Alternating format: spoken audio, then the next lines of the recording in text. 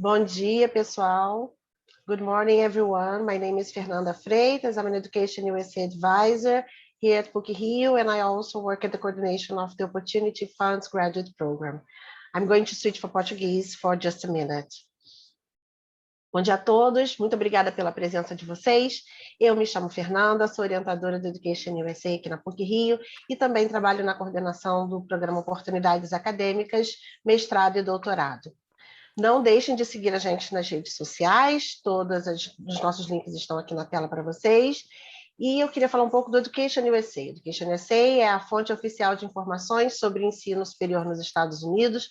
Nós somos uma rede global de mais de 400 centros de orientação. Nós somos um braço do Departamento de Estado americano e nós temos como objetivo oferecer informações precisas, abrangentes e atualizadas sobre oportunidades de estudo no ensino superior nos Estados Unidos. O tema de hoje é dicas do que fazer e do que não fazer ao se candidatar para programas de pós-graduação, mestrado e doutorado em universidades americanas. Durante o evento, vocês vão poder enviar suas dúvidas aqui no Q&A da plataforma e, se possível, elas serão respondidas ao final da apresentação de todos os representantes. Mas vocês também terão a oportunidade de falar individualmente com todos eles. Vocês terão links exclusivos para as universidades ao final do evento aqui, ao final da apresentação. Tenham um ótimo evento, aproveitem bastante, essa é uma excelente oportunidade. Guys, the floor is yours. I'm going to start with lovely Ruby Chang, and have a wonderful event.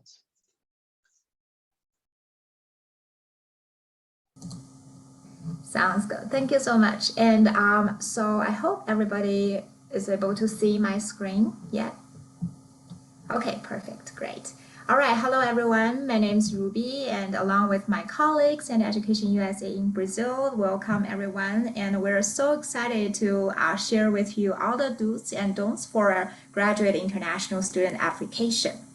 So I'm going to kickstart our presentation today. Here is just a basic overview of our session today.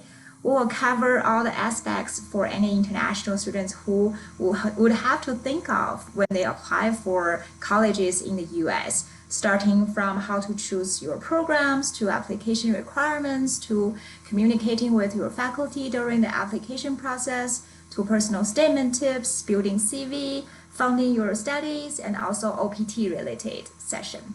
So without further ado, let's get started. Again, my name is Ruby. I am from the University of Colorado, Colorado Springs. I want to share with my personal story as part of my session information, because I am also an international student. I started my international study abroad journey 11 years ago as an undergrad student. So I actually finished my undergraduate and also my master's and doctoral degree in the States at different type of universities. So I want to share with you guys a little bit about my journey and how I start to find my program and what I want to study. So at the beginning, my dream was always to be a teacher. Growing up, I want to stay in the education field. I don't know if I have any of you guys who are interested in education, but that has always been my dream. And then I studied English with concentration in business administration as my undergraduate program. And then right after my study, I actually got a job offer working in one of the liberal arts college in the States. So I stayed in education for a longer time, and then I started to explore my options. I wasn't sure at that time when if I would go on my master's, or I wasn't sure if education is still what I want to do, or if I wanted to be more international business or international relations. So I spent 2 years to really check on myself and really trying to understand what I want to study. So finally I decided my track, and then with my master's, and I ended up studying for my doctoral degree in education equity, which is still in the education field, and I have been working in higher education in the past 10 years while I was studying. So the story for you guys is to lead to this, where to start your program. I think the best thing for everyone who wants to pursue a master's or a doctoral program is to check on yourself. What do you want to do to align what you want to study with your dream? Because it's going to be a suffer if you are going to study something that you don't like. In many different countries, it's based on the culture. Some of the countries want to pick the program that is most, generate the most money, or they want to go to the field that can be top ranked by US News or different type of pedometers. But I think always start with your passion, what you really want to do. I think that's very, very important. Maybe turn down the noises about, the ranking of the program or the ranking of the school, but more explore who you are and hear what inside of you. And if you do not know what you want to study or you do not know about your passion, I think probably most of you guys know this already. The 16 personality test is pretty good to help you understand who you are and what field you will be interested in or you are good at.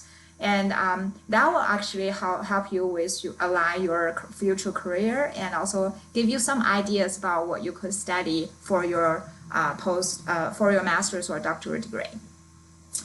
And once you have a general idea, know about what you want to study, you can do some research, right? Always find stuff from reliable resources.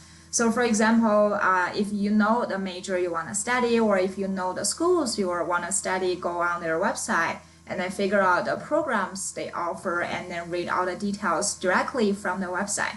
Because I know that some of the students are working with agents, and sometimes the information from the agents may not be always the updated one. So always check the reliable resources, which is the official website. And besides thinking about your dream and whether it can align with your career goal, and also you probably want to check about the finances, whether you're able to find your study or if you can apply for scholarships, which my colleague will talk a little bit more later on. And Dr. David, he is also from Brazil. He finished his undergraduate degree in a Brazilian university back in his home country, and then he continued with us at UCCS with a master's in computer science and a doctorate in computer science security. Now he's working in one of the really popular company in the United States, and he's doing a lot of researches, and he's very active on LinkedIn. So I asked him before I went on the session if I can put on his name, and then if you want to connect and learn about UCCS and the computer science related programs, you can always connect with him on LinkedIn. So besides that, some information when you start to look for, I think location is also important. I want to use these slides as an example to look for locations. Colorado is a really cool place to be. I've been to many different states. I definitely love Colorado. I stayed in Colorado Springs for a little over 5 years. This is our campus view in this picture. The state of Colorado is ranked as top 10 best states in the US, has great economy and education system and healthcare system. And we're vibrant in our job offerings. So we're #1 for aerospace, employment concentration related works, and the STEM, very great STEM work opportunities in technology and science. We're a public institution. University of Colorado is actually the largest public institution system within the state of Colorado. The Colorado Springs campus is one of the fastest growing campus among the 4 campuses we have. And one of the highlights we have is our tuition. We are ranked as the best ROI schools by different resources. And if you're a graduate student, your tuition per academic year will be around $17,000 US dollar per academic year. So it's very nice. And then the living cost is not very high either. You're looking at $13,000. And we also offer on-campus jobs. Every semester we offer over 2,500 student employment opportunities on our campus. And we also actually have scholarships and GA graduate assistantship or research assistantship opportunities for our students. So that's a little bit about UCCS and our location. To recap what I just shared, to start with looking your programs, always start with your passion and motivations and do your research and try to align with your passion, with thinking about your career goal, thinking about your finances, and get advice from admissions advisors, students, and alumni, and network with faculty, which my colleagues will talk more later on. So with that being said, I'm going to pass my presentation to my colleague. Thank you, Ruby. Hola, everyone. I'm happy to be here. I am from Hood College, which is a university. Just to clarify, we have both undergraduate and graduate programs, master's and doctoral programs. And I can relate also to international education because I was born in France and did all my education in France until college. So I completely understand all the challenges and opportunities you are facing.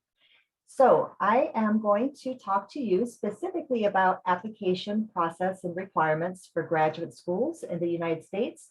Of course, this is based on Hood College's admission requirements, so it'll vary, of course. This is me, Tanith. That's my contact information. Please contact me on WhatsApp. I know a lot of you use it. We use it in our office, so you have my WhatsApp number here on your screen. So please, any questions you have, feel free to contact me. Next slide. So I'm going to talk about what you should expect when you're applying for graduate school in the United States. The first thing is you will need to send your academic transcript. Now, some universities and colleges will accept your Brazilian transcript. Many do not, and you'll have to get what's called a course-by-course transcript evaluation. And NACES is an organization that has a lot of different organizations that you can get your course-by-course transcript evaluation. For example, WES, which you might know, IEE, there are many that are part of the NACES organization. This is very important because we need to evaluate what courses you took in Brazil, what the US equivalent would be, and to make sure that you have the equivalent of a US undergraduate degree, which is at least 120 credit hours. So again, course-by-course evaluation, very important. Second thing is if you did your studies in Portuguese in Brazil, you'll need to take an English language test, and we accept, and most universities will accept these, Duolingo, IELTS, and TOEFL. So that is also something you want to organize ahead of time. Make sure it's a recent English test, and each university and college will have different requirements, but make sure you check with your college of interest to see what is the minimum number I need to get for the English test, so you come in prepared. So that's the second thing you need to get ready. You want to get professional letters of recommendations. For most US graduate programs, they will ask you for letters of recommendation. So this can be any professors you've had or any work supervisors, bosses that you've had if you've been working. So again, very important for letters of recommendations to talk about your personal character and also your academic or professional abilities. The next item is your personal essay. Spend a lot of time thinking about presenting yourself because a lot of universities will put a lot of focus on your personal essay. Be true. Don't exaggerate. Don't lie. Just speak about your experience, who you are, where you studied, where you came from, and why you are applying to this specific graduate program. Don't plagiarize because a lot of colleges will check for plagiarism, which means don't borrow somebody else's essay. And many schools will have an application fee.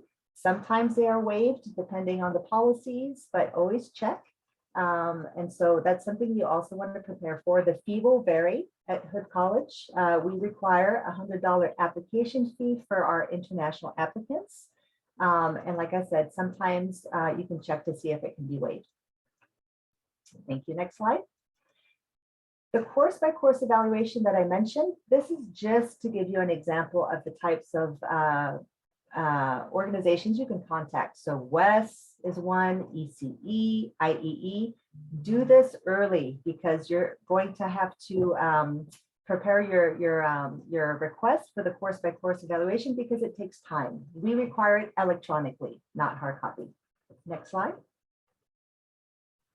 Again, These are the different English tests that we accept and our minimum scores required. So you can see TOEFL 89, IELTS 6.5, and Duolingo 105. If you have below this, it's okay. You can still apply. It just means you might need to take an intensive English language course during your first semester at Hood College. Thank you. Next slide. Letters of recommendations we spoke about earlier. So just make sure that you get people who know you well, professors, or people that you have worked with. Next slide, please. Again, the most important thing about your essay, do not plagiarize.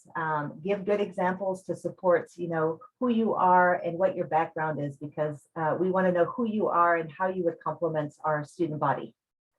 Thank you. Next slide.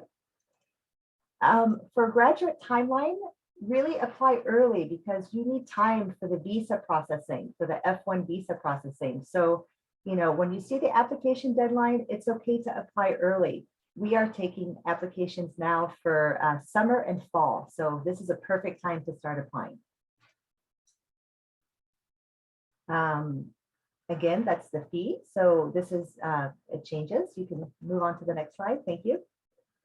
And just quickly about Hood College. Again, we have many amazing master's opportunities and doctoral programs. Our classes are in the evenings and on weekends, hybrid and online options also.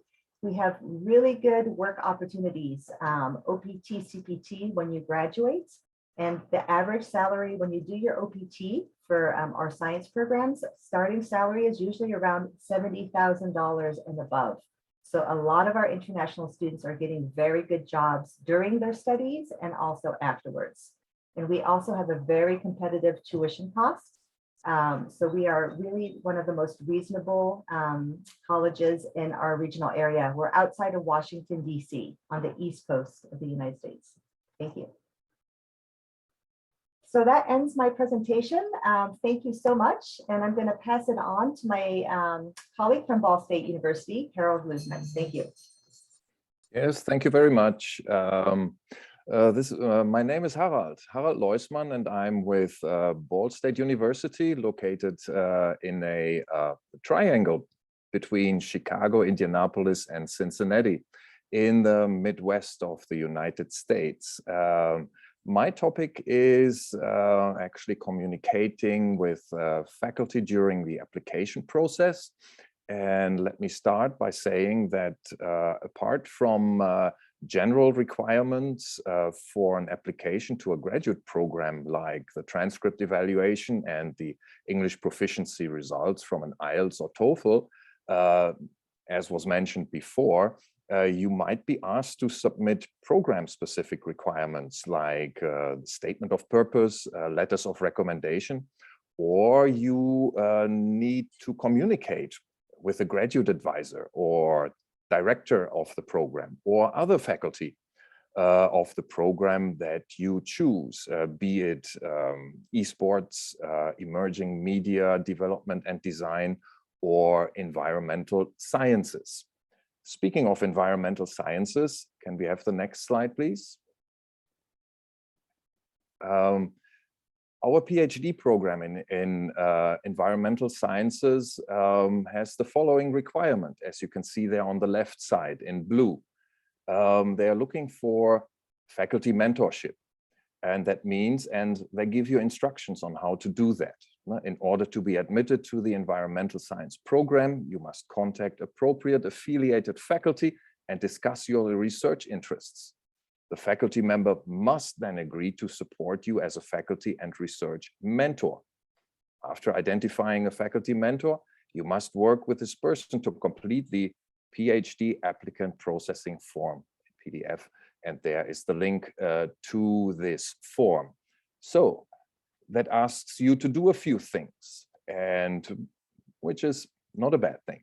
So the first thing is you need to read. You have to look through the faculty list and identify a professor's interest that meets your needs. And the best way, of course, would be to meet in person, but that is probably difficult. And so the next best thing is, well, go through the list, find a professor and reach out by email. So what comes into play here are your reading and writing skills. Can we have the next slide, please? Okay, so this is what I call email round one, first impression. So you,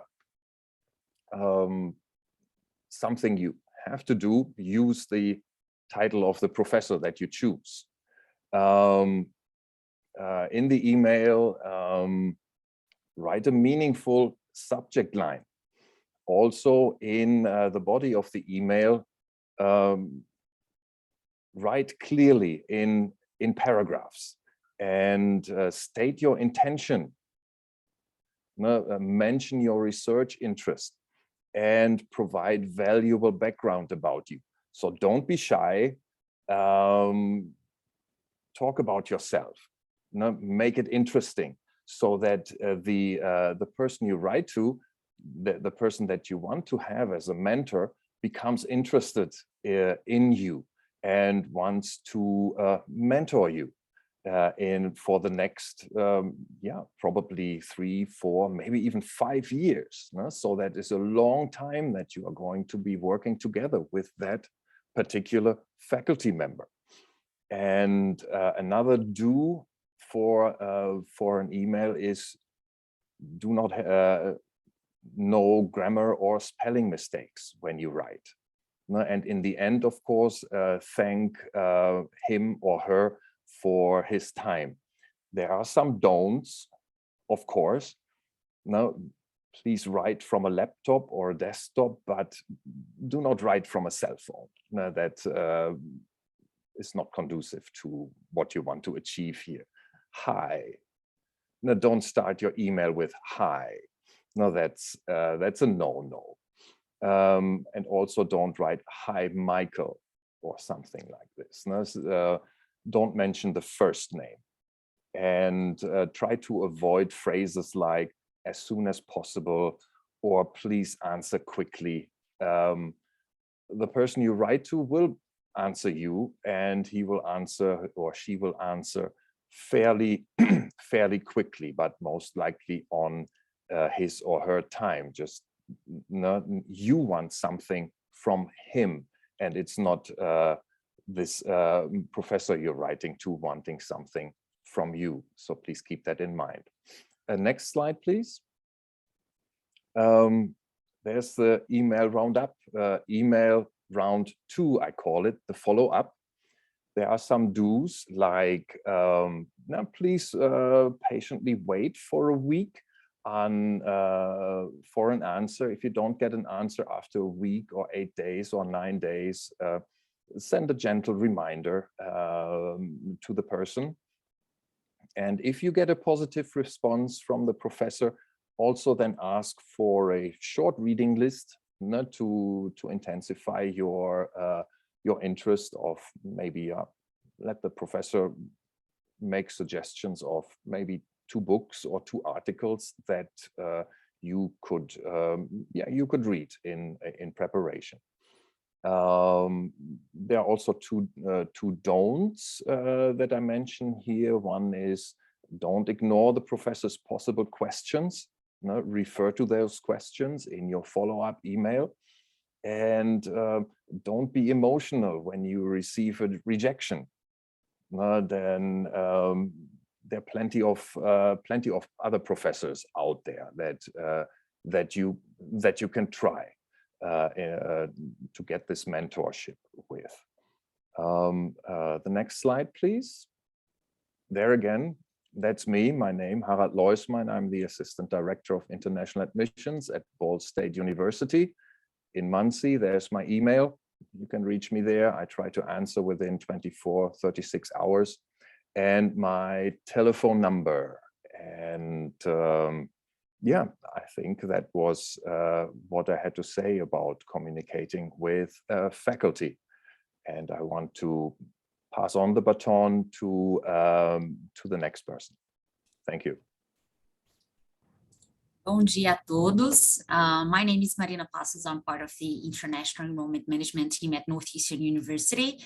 It's a pleasure to be here today and to talk about such a significant part of the application process, which is the statement of purpose. Next, Ruby, please. Thank you. So just to give you some brief information about Northeastern, so we are a Tier 1 research university based in Boston, Massachusetts. Northeastern is currently ranked as one of the top 15 US national universities and #1 for co-op and internships. So for those who are not familiar with co-op and internships, basically they are part of the curricular practical training, which allows students to engage in professional activities while completing their studies at the university. All right, so let's get to it. So basically, the statement of purpose is one of the most important components of your application. That's why we are talking about it today. Ruby, you can go to the next slide, please. Yes, thank you. So the statement of purpose is a critical part of the graduate school application process. Basically, it will tell the admissions committees who you are and what your academic and professional interests are and how you will add value to the graduate program that you are applying to. Basically, the admissions professionals, they already have your transcripts, your resume, your test scores. So the statement of purpose is your chance to tell your story in your own words. And that's what's going to differentiate you from other candidates, because you might have the same GPA, you might have the same test scores, but you will not write the same statement of purpose. So it should be between 500 to 1,000 words, and it should describe your background, address your unique features, soft skills, and also explain about your expectations towards the program and the university of your choice and the career that you wish to pursue. Next slide, please. So when writing your statement of purpose, I suggest that you start with brainstorming. So ask yourself a few questions before you start writing your statement of purpose. So questions like, why does this program interest me? What are my expectations towards the program? Why did I choose the university that I chose? What soft skills have I acquired from my previous academic and professional experience? Do I want to change or advance my career? So these are just a few questions that you might want to ask yourself. And of course, make a draft. Put the answers on a paper, because then you will take the ideas that you have identified during the brainstorming process and plug them into an outline that will guide you through the writing process. So next slide, please. So we've created like an effective outline for your statement of purpose that might look something like this. So of course, we're going to start with the introduction, which is basically a brief introduction to yourself and your background as it relates to the university and also the program that you're applying for. So what are your motivations behind applying to the program? So you may want to start with an attention grabbing hook, and then you're going to move on to the body. So your relevant experience should be included on the body, and accomplishments that relate once again to the field of studies that you are applying to and also to the university that you are applying to. You should include your professional goals, the reason why you are interested in one specific university, and how you can add value to the university's community overall. And at the end, we have the conclusion, which allows for a brief summary of the information presented in the body that emphasizes your qualifications and compatibility with the university and the program of your choice. So an outline like this will give you a roadmap to follow so that your statement of purpose is well organized and also concise. Next, please. And well, actually, as Tanith mentioned before, it's always important that you review your statement of purpose before submitting it. So as I mentioned before, also, it should have around 500 to 1,000 words. So make sure to stick to that, and also review grammar, vocabulary, punctuation, review it multiple times, So review it once you finished, review it again a few hours later, and again on the next day. And of course, ask someone that you trust to read it as well. All right, so remember that 4 eyes are better than 2. So it's always important to ask someone that you trust to review your statement of purpose and proofread it. And we have some also final tips and suggestions on the next slide. So as Ruby mentioned before, do a lot of research. So search for complete information about the university you're applying for, the program's curriculum, deadlines, admissions requirements. Bear in mind that admissions requirements and deadlines, they will vary according to the university and college that you are applying to. So make sure to do a lot of research. And especially for the statement of purpose, allow time for drafts. So it's important to keep your audience in mind while you're writing your essay. Just remember that the audience is the admissions office. So it's not a friend, it's not a family member, it's not your spouse. So remember that you are writing to one university. A little bit about don'ts, as our colleague was saying previously as well. Do not write the same statement of purpose to multiple universities. The universities are not the same, and so you should write separate statement of purpose for each university that you are applying for. Also, just take your time while you're writing the statement of purpose. If you don't feel creative, that's fine. Just stop there, do something else, have a great meal with your friends, and then you go back to writing.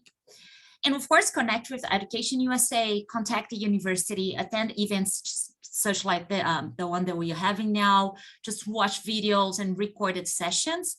And of course, as my colleague Tanit mentioned before, avoid plagiarism. So plagiarism is basically a violation of intellectual property. It's unethical and your application will be dismissed. Well, I hope that I clarified a little bit more about writing the statement of purpose. Plus, of course, please feel free to ask your questions on the Q&A box. Once the presentation is over, we will also address all of your concerns as well. So thank you very much. All right. Hello, and so I'm going to talk about next about resumes, CVs, and portfolios. A little bit of a bonus addition for you here. So you can go to the next slide, please. And so I am Kyle, and I'm with the Master of Science and Technology Innovation program at the University of Washington, located in Seattle, Washington. All right, and next, please.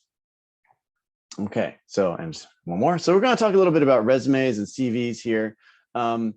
One, a few key things to remember about resumes and CVs. One thing that a lot of students will ask, is that, well, if I don't have a lot of professional experience, what should I put in it? Well, just consider your skills and the projects that you've worked on in your bachelor's degree or in your volunteer experience or anything like that.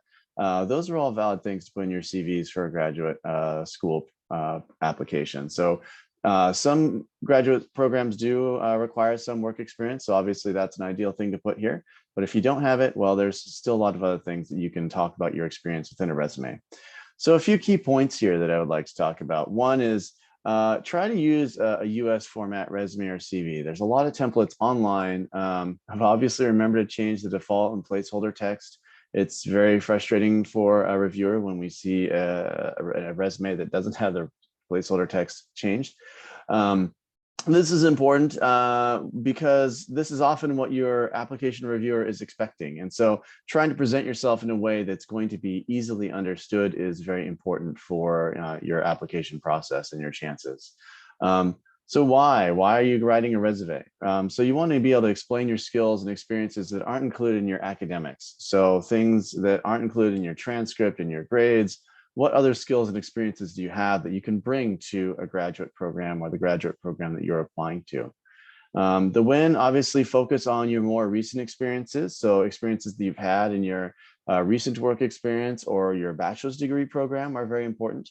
Things that are longer ago that maybe you did in high school, these are a bit less important at this point since we're talking about a graduate degree program.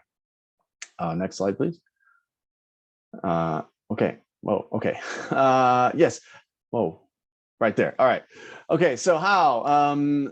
publish it as a PDF or other document that's not going to lose formatting. This is really important, especially as you look into different fonts and if your computer has different languages installed. If you have a really nicely formatted resume that you think is looking really great, and then you don't publish it as a PDF, if you send it as a Word doc, you may lose all your formatting and it's not going to look as pretty as you want it to. Consider things like web publishing, like Microsoft and Adobe, for example, both have really great web publishing tools that you can use, and that's going to ensure that you have a consistent format. So now what are we going to use this for? I think is something you should think about. So make sure that your resume and CV is going to highlight areas that are relevant to the program that you're applying to, or that show your capability to succeed in a program as well. So think about why you're writing this resume and CV, and that'll help you sort of decide what you really need to focus on. And one tip is that your highlights don't always have to be directly related to the degree that you're trying to pursue. Even if for example, if you're applying to like a computer science program, but you're coming from sort of a more business background, that's okay. Just look at highlighting experiences that show that you had the ability to succeed when you are challenged. And that's something that's very important. So I'll take the next slide here. And so we're going to talk a little bit about portfolios as well, because this is an increasing trend recently, especially as many programs don't require GRE or GMAT increasingly now. So what you'll see some programs do, even in STEM fields, is ask for a portfolio of work. And so traditionally, it's been part of an art or design program requesting a portfolio, usually instead of a CV. But now recently, we're looking at a lot of STEM programs that are looking for more breadth and experience in addition to your academics. So really what we're looking for is evidence that you're going to be successful in a challenging environment. And the next slide, please. So again, very similar to what you want to do in your resume, but in this this is a chance for you to explain a little bit more detail about your work and experience recently, especially if you've worked on projects in that area or even a different area. What were the outcomes of the projects? What were the challenges that you overcame? Again, we're looking for evidence that you're going to be able to succeed in a challenging environment like graduate school. So also think about the how, like what type of program are you applying to, and what sort of areas in your own experience can you focus on that's relevant to that. You can also use this as sort of an expansion of your personal statement. So think about things you mentioned in your personal statement. Well, now you have a portfolio where you're able to expand on that and show maybe visually some outcomes that happened or some more data for that. And where there's lots of websites. I mentioned web publishing earlier. PDFs or interactive PDFs are great. Some STEM programs, it's great to have GitHub repositories. Just make sure you have a little README that explains what's going on. The next slide. So consider accessibility, explain your process when you're doing things. And always remember, portfolio reviewers do not have a lot of time. So consider what you want the reviewer to experience in the shortest amount possible of time. Okay, and the next slide here. So I'll give you a short example. So we're a STEM program, the Master of Science Technology Innovation. We're dedicated to development of smart devices and robotics. So what do we look for in a portfolio? Really, this is what we're looking for, is evidence that you can succeed in a intensive and challenging program. We're looking for evidence that you have good teamwork skills, because a lot of project work is going to be done in teams.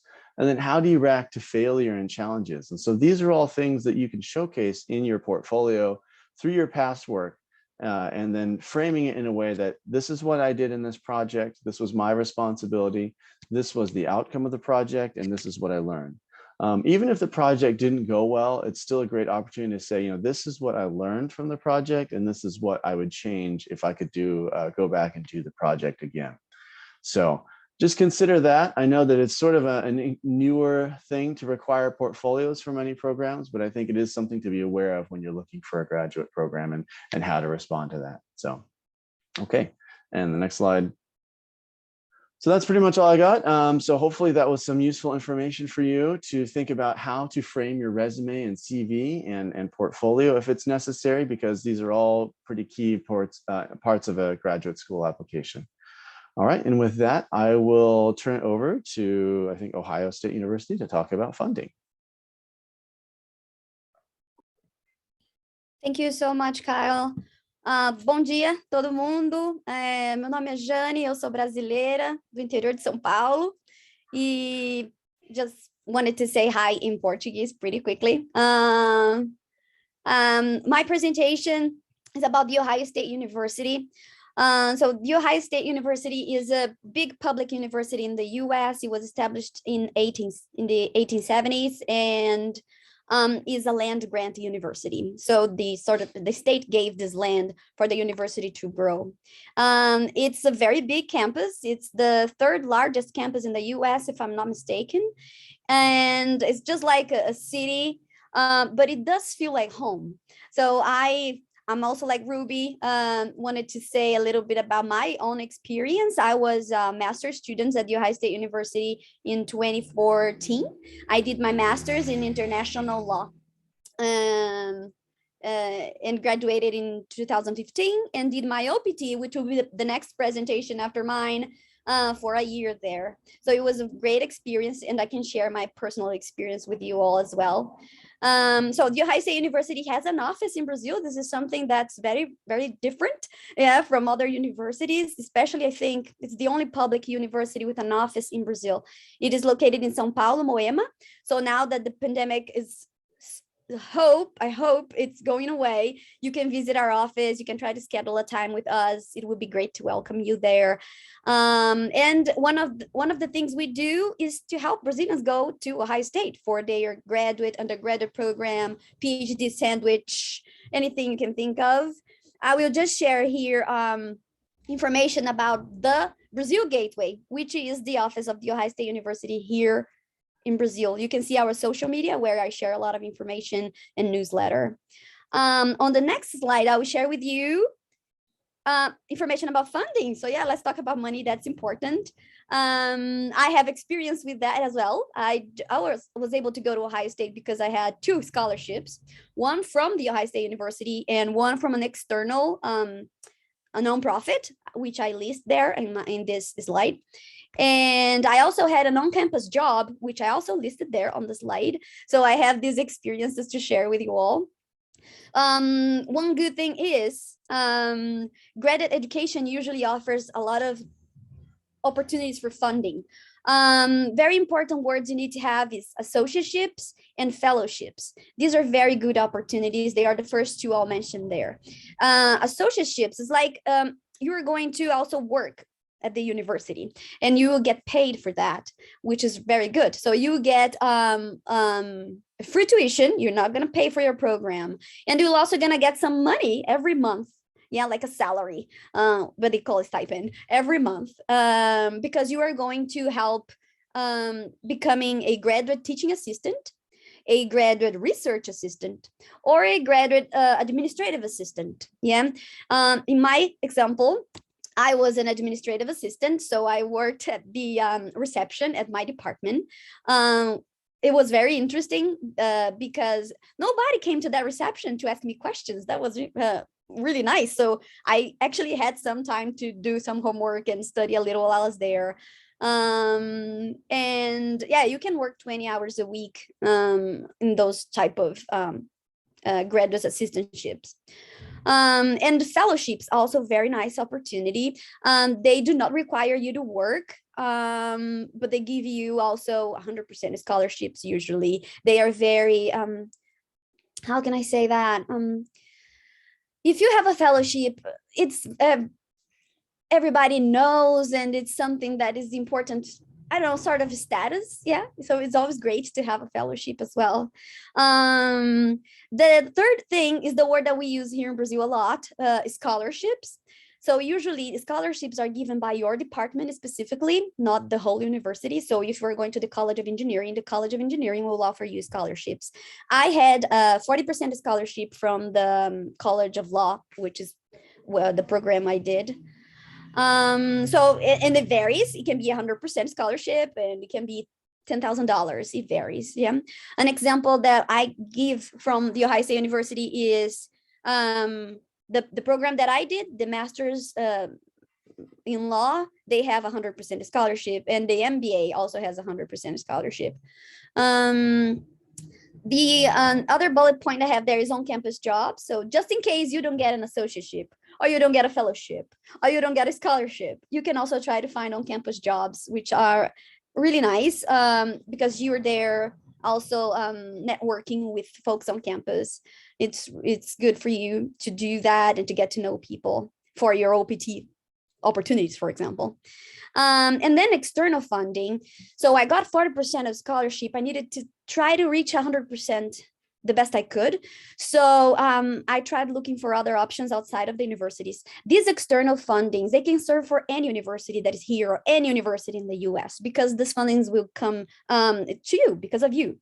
So for that, I recommend you Google which nonprofits or which institutions or foundations give scholarships to the area you're thinking of applying. So for my area in law, I found those, and I was awarded the AAUW one. So ladies out there, take notes. AAUW stands for American Association of University Women. So they give scholarships from like 18,000 to masters and 30,000 to PhDs.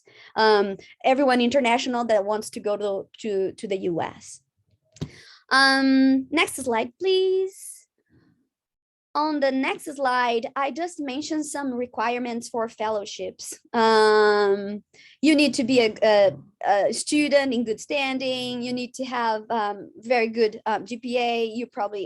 You've heard that in this presentation. They are very similar things for the fellowships as well. So I can share that slide with you later on because my time is up. Next slide is also about requirements, something my colleagues have talked to you about. It's pretty similar. And the last slide, I think it's my, this is also, is my information. The last slide, the Brazil Gateway. So reach out if you want to talk more about that. Thank you.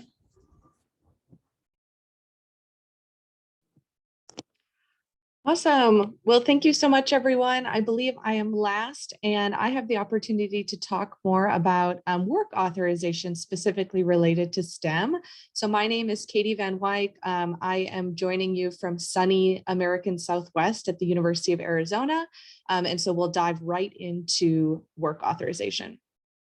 So if you're interested in working while in the United States, kind of like Jane just mentioned, there are opportunities to work on campus. And on-campus employment does not require you to apply for work authorization. As a student joining us on a non-immigrant student visa or an F1, you have the opportunity to join a teaching and research assistantship, associateship on campus without applying for work authorization. You also have the opportunity to apply for work auth such as CPT or OPT. So CPT stands for curricular practical training and OPT stands for optional practical training. CPT is more of an internship during your studies, and OPT is most common upon completion of your degree. And so that's where I'm going to focus on a little bit more. One thing I do want to mention is that your primary purpose in the US is to study. And so this is a benefit of those studies by coming to the United States to pursue your degree in person. Next slide. So what is optional practical training? We refer to it as OPT. So OPT is temporary work authorization, typically 1 year, for employment directly related to your major field of study. So if you choose to pursue a STEM degree, such as engineering, when you apply for OPT upon graduation, you would need to be finding a job in the field of engineering. So you wouldn't be able to go work in finance or maybe in a local company that doesn't relate to your field. OPT is specifically designed for your major area of study. You're eligible for this if you've maintained your F1 student status, you've been enrolled full-time, and you're in good academic standing. That's very, very, very unlikely that you would be denied OPT. So this really is a benefit, something that you can count on, provided you're meeting those eligibility requirements during your studies. And there is a requirement that you have not completed 12 months of CPT or OPT at the same academic level. So if you've already pursued a master's or a PhD in the United States, you wouldn't be able to do OPT with a second master's or a second doctoral program. Next slide. So what is the science or STEM extension? And so when you apply for OPT, you're traditionally authorized to work for 1 year in the United States. And by pursuing a degree in the STEM fields, you have the chance to extend that work authorization for an additional 24 months or 2 additional years. And so what does this mean? It means that as you're pursuing your 1 year of work, you have the opportunity to apply for that extension, and you have to have maintained a paid position and been working at least 20 hours during your year of OPT. So again, if you have a job, you're working, you're earning an income, and you've earned a STEM degree, your likelihood of getting that extension is also very, very high. But one thing that's really important is, what is that STEM degree? So our Department of Homeland Security actually designates what is considered STEM. And so that's what my next slide is here, diving in a little bit more into, is my program actually STEM eligible? So this is something that you want to talk to the International Student Services Office, no matter which institution you study at, to ensure that the major listed on your Form I-20 is indeed a STEM eligible program. And so the font on this screen is super, super tiny, sorry about that, but it says Major 1 Chemical Engineering, and the number is 14 point something, something, something. They call that a SIP code.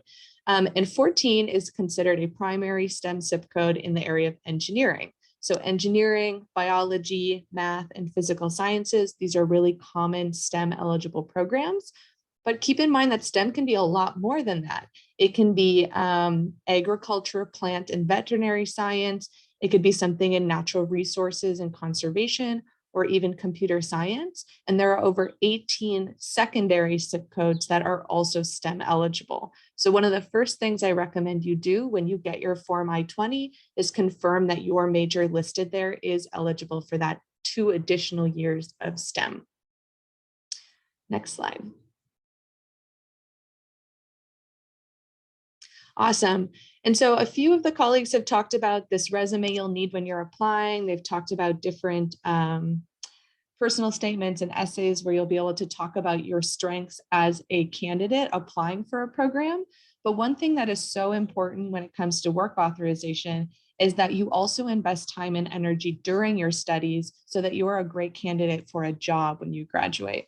And so building a strong resume during your master's or your doctoral program will ultimately lead you to getting that employment and having the ability to do that STEM extension OPT. So one really important thing is building upon your skills during your academics, such as joining clubs, organizations, student leadership. Another is developing mentors with your faculty specifically. At the University of Arizona, we have faculty that are participating in research, and students can do that literally from day one. Many of our graduates have participated in 2-3 different lab research projects. And so getting involved with the professors who are doing work that's really important to you is super important for your resume. And then almost every institution is going to have a career development or a career services office. So they're going to be able to help you format your resume and your cover letter as you're applying for jobs. You even have the opportunity to practice interviewing at many of those offices. So taking advantage during your studies so that you can get a job when you're applying for OPT. Next slide. Awesome. So the University of Arizona, just very briefly, we're a very large research-based institution. There are almost 50,000 students who study with us and in Tucson, Arizona. And so if you're interested in learning a little bit more, feel free to contact us at any of the social media on the screen or join us in our room following this presentation. So I will turn it back to Ed USA to do some live Q&A, I believe. Hello, what an excellent presentation, very broad, very consistent. Thank you very much. I'm just going to switch to Portuguese for a minute. Depois dessa sessão, vocês poderão conversar com os representantes das universidades nos links que serão colocados no chat, tá? Mas agora eu vou responder a uma questão aqui. Guys, I think I have time for one question, right? And one that really stood out for me is I'm 37 years old and I have 2 children. Is there an age limit? And is there any problem of being a mother and still wanting to pursue my graduate studies in the US? I'm happy to answer first. At Hood College, most of our graduate students are a little bit older. We have a pretty big age span. We have a lot of international grad students who come with their families, with their spouses, partners, children. So we welcome them, and we will help with the visa. If we need a F2, a dependent visa, we help with that in our office. So there's no age limit, really. We welcome you with your families, and we understand that when you're doing graduate studies, you also have a professional and a personal life. Thank you. Do I have time for another question? Yeah, sure. Yeah. Another question is, I'll be applying for history humanities programs. I've seen some university websites that these programs don't require a GRE. Should I still work on doing this exam, or can I just skip the GRE when applying for grad studies?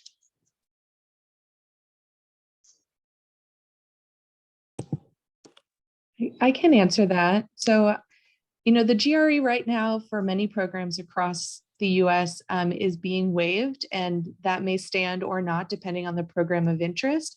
You might find if you're applying to multiple institutions that some would require the GRE and some wouldn't.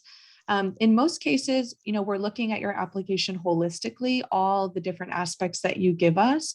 And so if you have the opportunity to take it and do well, that can definitely enhance your application and lead to possibly more funding or just general admission. And so I definitely would encourage you to still take it if you have access. But if all of your programs of interest don't require it, it certainly isn't a deterrent if you just choose to skip it. Thank you. Thank you. And if I can just ask one more, just one. It's really good. After receiving a response, when you're contacting faculty, after receiving a response and they send me a reading list, should I ask for an interview? Should I say that I'm available for an interview, or no further contact until the application process? What would you recommend?